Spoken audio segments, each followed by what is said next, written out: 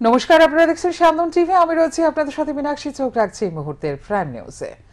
দ্বিতীয় মোদী সরকারের শেষ বাজেটে আয়কর কাঠামো সহ রেল, সড়ক পরিকাঠামো খাতেও বিরাট কোনো পরিবর্তন নেই। তার কারণও জানিয়ে দিলেন অর্থমন্ত্রী নির্মলা সীতারমণ। তাঁর ঘোষণা, ভোটের বছর বলেই এই বিষয়ে আমরা কোনো সিদ্ধান্ত ঘোষণা করলাম না। তবে 1 কোটি বাড়িতে সৌর বিদ্যুৎ, আবাস যোজনায় 2 কোটি বাড়ি, 3 কোটি লাখপতি দিদি তৈরির প্রতিশ্রুতি দেন তিনি। চলতি বছরই লোকসভা ভোট, তাই এবারে পূর্ণাঙ্গ বাজেট পেশের সুযোগ পায়নি কেন্দ্রের নরেন্দ্র মোদী সরকার। কৃষিক্ষেত্রে বড় ঘোষণা নেই, আয়কর হারে ছাড় নেই, রেল, সড়ক পরিকাঠামো খাতেও বিরাট কোনো চমক নেই। মোট কথা, দ্বিতীয় মোদী সরকারের শেষ বাজেট বা ভোট অন অ্যাকাউন্ট কার্যত চমকহীন। সেভাবে দেখতে গেলে এবারের বাজেটের ঘোষণা বলতে শুধু 1 কোটি বাড়িতে সৌর বিদ্যুৎ, আবাস যোজনায় 2 কোটি বাড়ি, 3 কোটি লাখপতি দিদি তৈরির প্রতিশ্রুতি। এর কোনোটি সরাসরি নির্বাচনকে প্রভাবিত করার মতো ঘোষণা নয়। মোদী সরকারের অন্তর্বর্তী বাজেটে উঠে এলো সার্ভাইক্যাল ক্যান্সার প্রসঙ্গ। এই ধরনের ক্যান্সার প্রতিরোধে টিকাকরণে জোর দিতে চায় কেন্দ্র, সেই কথাই জানান নির্মলা। তিনি বলেন, এবার থেকে সার্ভাইকেল ক্যান্সারের বিরুদ্ধে প্রতিরোধ গড়ে তুলতে সরকার 9 থেকে 14 বছর বয়সী মেয়েদের টিকা গ্রহণে উৎসাহিত করবে। যদিও এই প্রক্রিয়া কিভাবে এবং কবে থেকে কার্যকর হবে তা এখনো বিস্তারিত জানা যায়নি।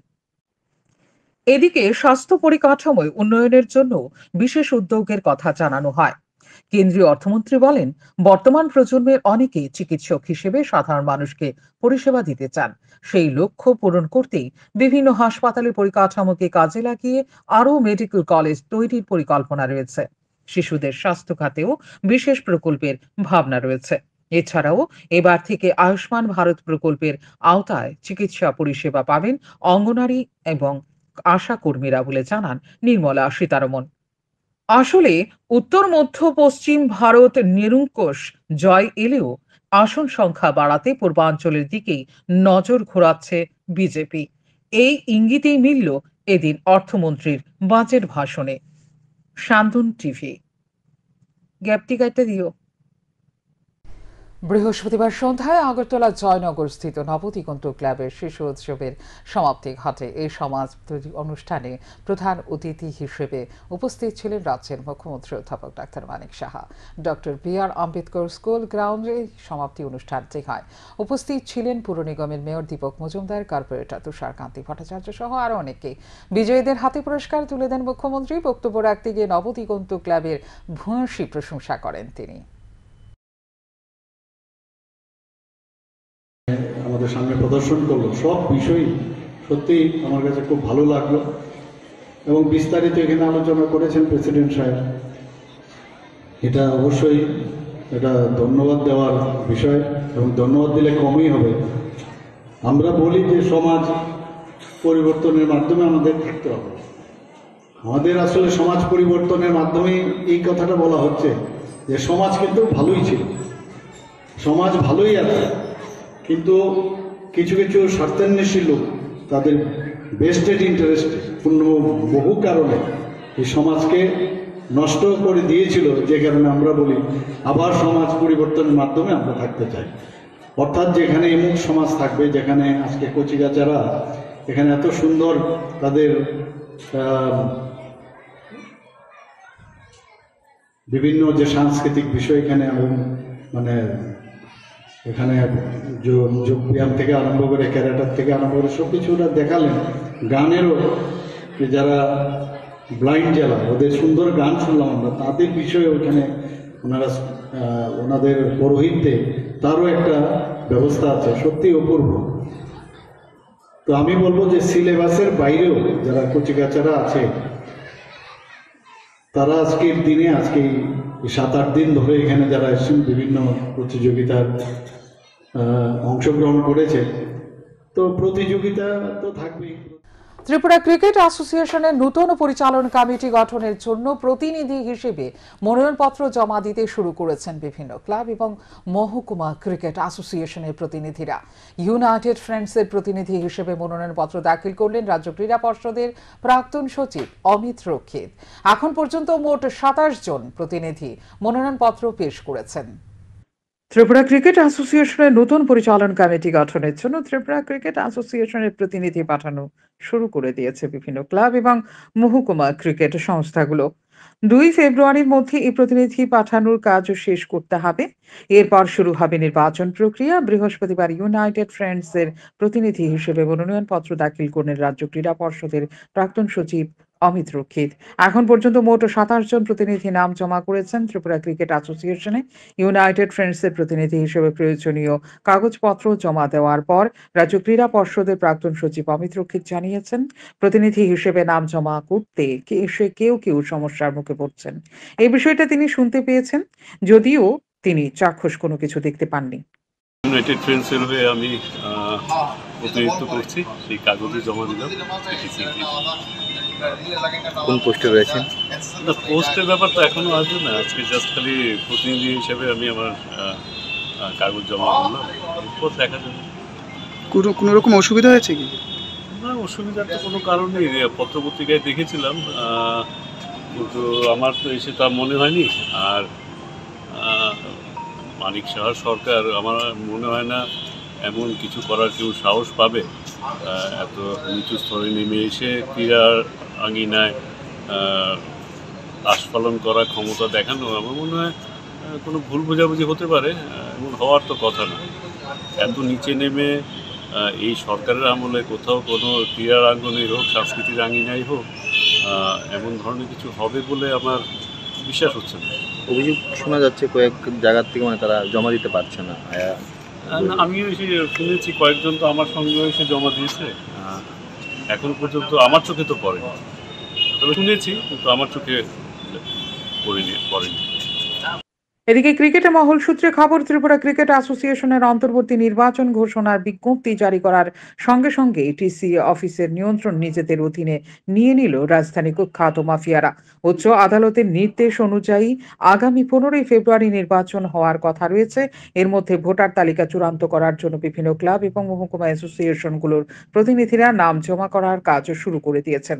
কিন্তু বর্তমান শাসক গোষ্ঠীর লোধ বাহিনীর কর্তৃত্ব ধরে রাখতে মাফিয়াদের সরাসরি এন্ট্রি করানো হচ্ছে টিসিএতে, যার কারণে লোধ গোষ্ঠীর বিরুদ্ধে মহকুমা থেকে যাদের নামিয়ে আসছে তাদের কাগজপত্র জমা দেওয়ার ক্ষেত্রে সরাসরি হুমকি, এমনকি পিস্তলের ভয় পর্যন্ত দেখানো শুরু হয়ে গেছে।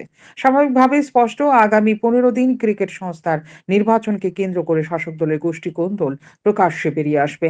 এমনকি হতে চলেছে আরো মেগা ড্রামা। ও ক্রিকেট মহল সূত্রে খবর, এবার আর কোনো মিলিঝুলি নয়, সরাসরি মাফিয়া পরিবেষ্টিত হয়ে টিসি এর ক্ষমতা দখলের নীল নকশা ইতিমধ্যেই তৈরি হয়ে গেছে। সূত্রের খবর, রাজ্য মন্ত্রিসভার এক সদস্য এবং দলীয়ভাবে কয়েকজন মিলে মুখ্যমন্ত্রীর নাম ভাঙিয়ে বিভিন্ন মহকুমাতে যোগাযোগ করছেন। তাদের স্পষ্ট বক্তব্য, তারা যাকে বলবে সেই মহকুমা থেকে প্রতিনিধি হিসেবে তারই নাম পাঠাতে হবে। আর এই ঘটনায় মহকুমা ক্রিকেট অ্যাসোসিয়েশনগুলোতেও ব্যাপক প্রতিক্রিয়া সৃষ্টি হচ্ছে। শুধু তাই নয়, রীতিমতো হুমকির মুখে পড়তে হচ্ছে মহকুমা ক্রিকেট সংস্থাগুলোকে। আরো অভিযোগ, লোধ গোষ্ঠীর বাইরে কোনো প্রতিনিধি হিসেবে নাম পাঠানো হলে তাদের কাগজগুলো কিভাবে বাতিল করা যায় সেই নকশাও তৈরি করে রাখা হয়েছে। উল্লেখ্য করা যেতে পারে, ত্রিপুরা ক্রিকেট অ্যাসোসিয়েশনের বিগত দিনের নির্বাচনের রেকর্ড ও গুড বুকে ছিল না। পরিস্থিতি একটা সময় এতটাই ভয়ানক হয়ে উঠেছিল যে দিল্লিকে হস্তক্ষেপ করতে হয়েছে। এক্ষেত্রে দেখার বিষয় হচ্ছে এবারে ত্রিপুরা ক্রিকেট অ্যাসোসিয়েশনের নির্বাচনকে ঘিরে ঘটনা প্রবাহ রাজ্যের শাসক দল এবং দিল্লির বিজেপি হাইকমান্ড কিভাবে হজম করে। ক্রিকেটে মাফিয়া রাজ বন্ধ হয়ে ক্রিকেটীয় পরিবেশ ফিরে আসবে কিনা তা বলতে পারবে শুধুমাত্র সময়। শান্তন টিভি। স্বামীর অত্যাচার থেকে চিরতর মুক্তি পাওয়ার জন্য শেষ পর্যন্ত আত্মঘননের পথ বেছে নিল এক গৃহবধূ। ঘটনা খোয়াই মহকুমায়। খোয়াই মহকুমার বাসিন্দা লক্ষ্মী দাসের সঙ্গে বিমল দাসের বিয়ে হয়েছিল প্রায় 20 বছর আগে। তাদের সংসারে 2 কন্যা সন্তান রয়েছে। লক্ষ্মী দাসের দিদির অভিযোগ, স্বামী বিমল দাস প্রতিনিয়ত সন্ধ্যায় কাজ সেরে বাড়ি ফিরে এসে শারীরিকভাবে নির্যাতন চালাতো তার ছোট বোন লক্ষ্মী দাসের ওপর। লক্ষ্মী দাসের 2 কন্যা সন্তানও তাদের মায়ের ওপরে বাবার এই নির্মম অত্যাচার কখনোই সহ্য করতে পারত না। আবার মুখ খুললে কিছু বলতেও পারত না। কিন্তু অত্যাচারের পরিমাণ এতটাই বেড়ে যায়, সন্তানের কথা চিন্তা না করে স্বামীর অত্যাচার থেকে চিরতরে মুক্তি পেতে মৃত্যুর পথ বেছে নেয় অসহায় গৃহবধূ লক্ষ্মী দাস। স্বামী বাড়িতে থাকা সত্ত্বেও তার স্ত্রী লক্ষ্মী দাস বিষ পান করে। সঙ্গে সঙ্গে যেখানে তার স্ত্রীকে হাসপাতালে নেওয়ার কথা, সেখানে সেই পাষণ্ড স্বামী বিমল দাস দাঁড়িয়ে দাঁড়িয়ে তার স্ত্রীর মৃত্যুর প্রহর গোনা শুরু করে। পরে বাড়ির অন্য লোকেরা অসহায় গৃহবধূ লক্ষ্মী দাসকে খোয়াই হাসপাতালে নিয়ে আসে, কিন্তু খোয়াই হাসপাতাল থেকে পাঠিয়ে দেওয়া হয় জিবি হাসপাতালে। কিন্তু দুর্ভাগ্য, লক্ষ্মী দাসের চিকিৎসায় সাড়া দেওয়ার আগেই মৃত্যুর কোলে ঢলে পড়ে।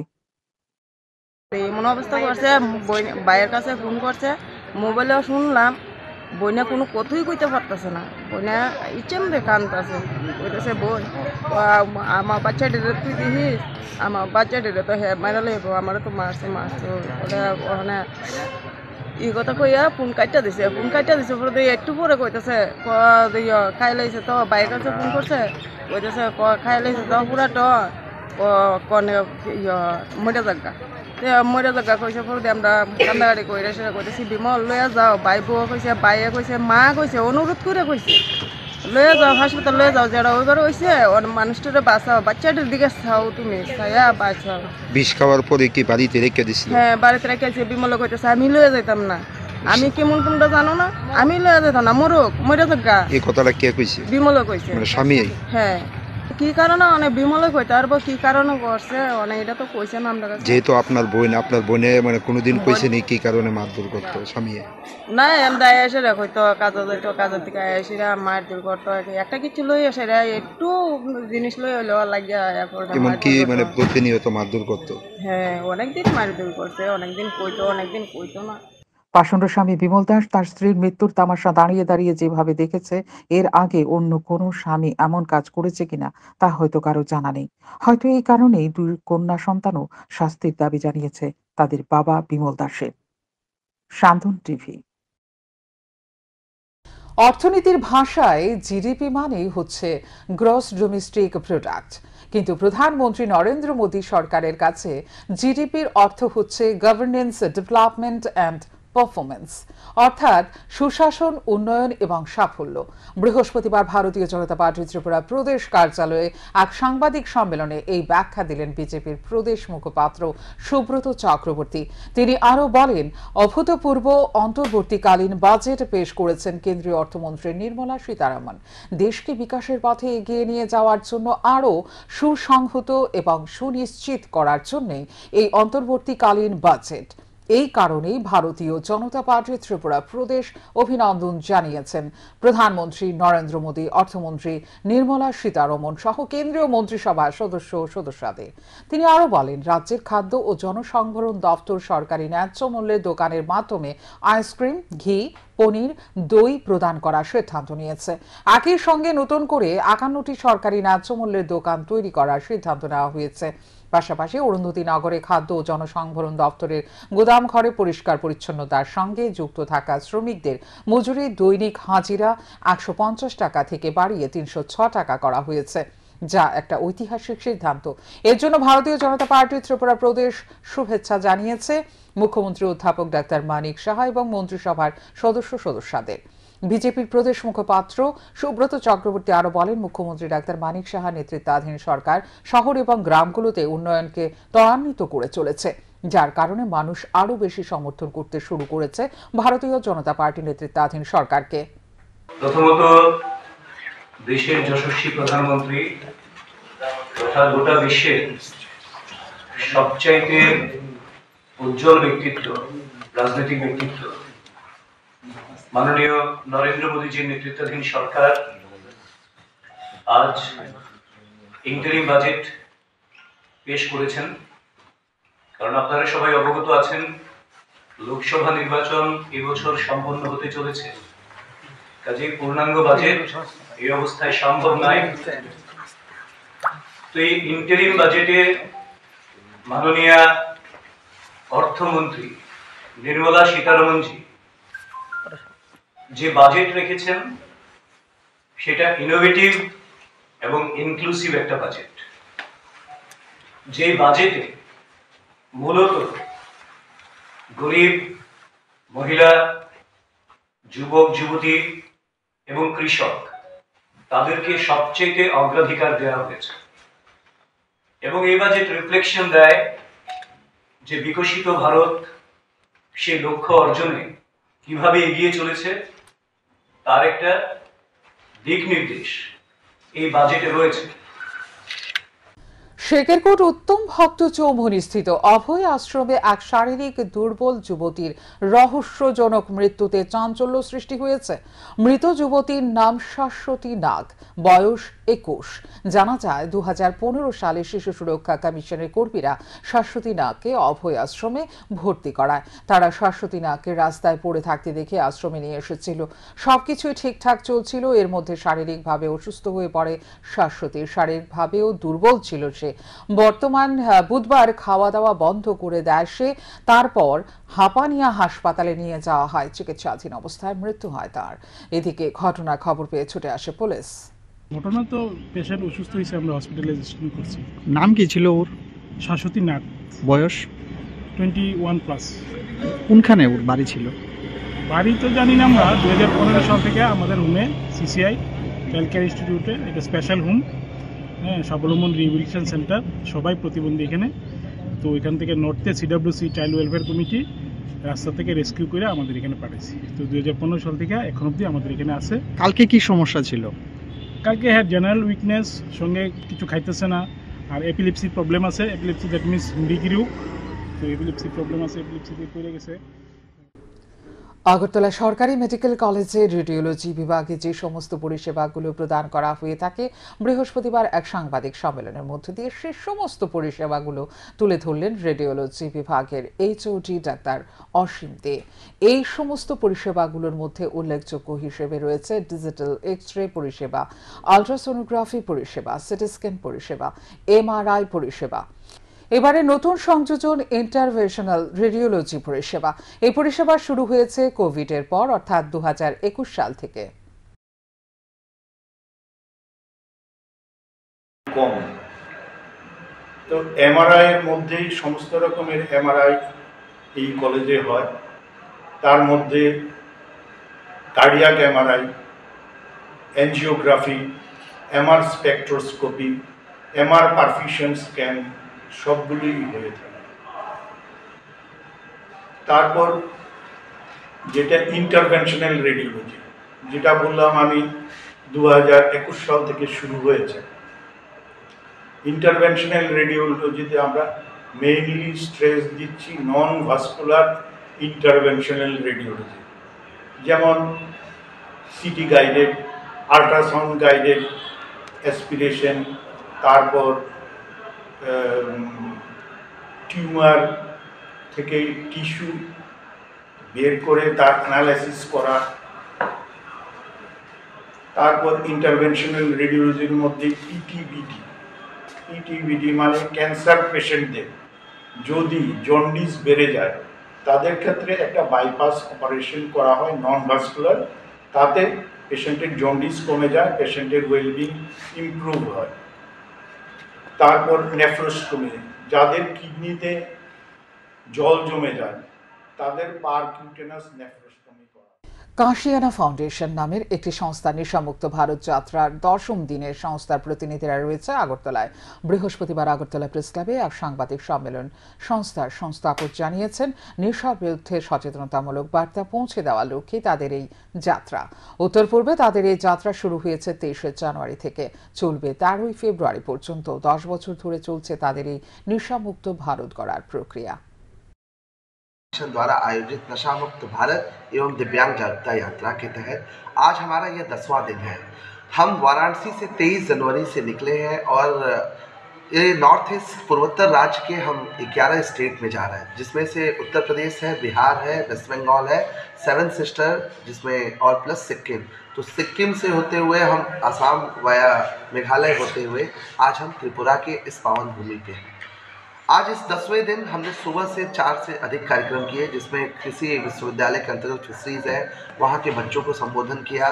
सामाजिक न्याय अधिकारिता मंत्रालय का CRC सेंटर था, वहाँ पे हमने संबोधित किया। और बीजेपी के हेडक्वार्टर के जो स्टेट प्रेसिडेंट हैं उन्होंने हमें हरी। এখনকার মতো এই মুহূর্তের সংবাদ এই পর্যন্ত। অন্যান্য আপডেটস দেখার জন্য অবশ্যই নজর রাখতে হবে সান্দন টিভির পর্দায়। সান্দন টিভি, দায়বদ্ধতাই যার ঐতিহ্য।